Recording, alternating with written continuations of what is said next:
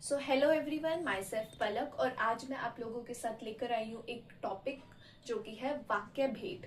वाक्य भी आपके टू टाइप से या टू बेसिस पर वर्क करते हैं, एक अर्थ के आधार पर, एक रचना के आधार पर। आज हम लोग रचना के आधार पर इस कंसेप्ट को ही अच्छे से क्लियर करेंगे।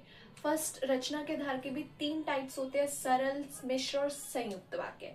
सरल वाक्य की पहचान कैसे की जा सकती है? सरल वाक्य के अंदर आप सभी के पास एक ही उद्देश्य होता है। उद्देश्य बोले तो एक ही उस वाक्य के अंदर सब्जेक्ट होगा।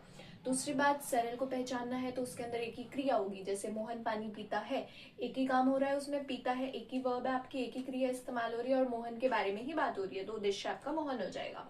ठीक है। और उसके अंदर कोई भी कंजंक्शन वर्ड जो कि है और इसलिए ये सब यूज नहीं होता, तो सरल वाक्य को आप इजीली आइडेंटिफाई कर सकते हैं। आप लोगों का सेकंड टॉपिक है वो है हमारा मिश्र वाक्य। सबसे पहले मिश्र वाक्य की पहचान कैसे हो सकती है?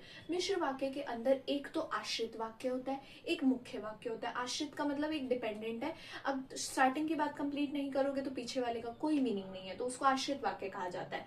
ठीक है। और उसके अंदर आपके जो कंजंक्शंस है, जो समुच्चय बोधक शब्द है, वो कौन से इस्तेमाल होते हैं? जैसे जो, सो, तो, तब, ये सारे वर्ड्स आएंगे। जो हमारा थर्ड उदाहरण है वो है जब मैं बाजार गया तब मैं केला लाया, तो ये भी आपका क्या है? मिश्र वाक्य का उदाहरण। थर्ड टाइप जो है हमारा है संयुक्त वाक्य। संयुक्त वाक्य की पहचान करना बहुत आसान है। संयुक्त वाक्य के अंदर दो अलग अलग इंडिपेंडेंट वाक्य, जिसे आप कह सकते हो, अलग अलग वाक्य हैं। जैसे मैंने पानी पिया और मैंने खाना खाया।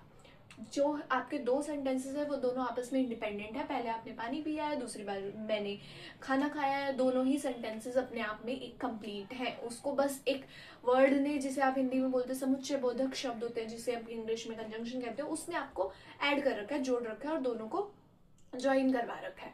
बट स्टिल दोनों के दोनों जो भी सेंटेंसेस है वो अपने आप में कंप्लीट है कि आपने पहले पानी पिया है फिर आपने खाना खाया है। इसके अंदर कोई डिपेंडेंसी नहीं है, कोई आपका आश्रित वाक्य नहीं है, दोनों के दोनों इंडिपेंडेंट वाक्य हैं। उसे हम संयुक्त। आज मैं आप सबके साथ कुछ क्वेश्चंस लेकर आई हूँ जिसके अंदर आप आइडेंटिफाई करोगे, वाक्य के भेद को पहचानोगे।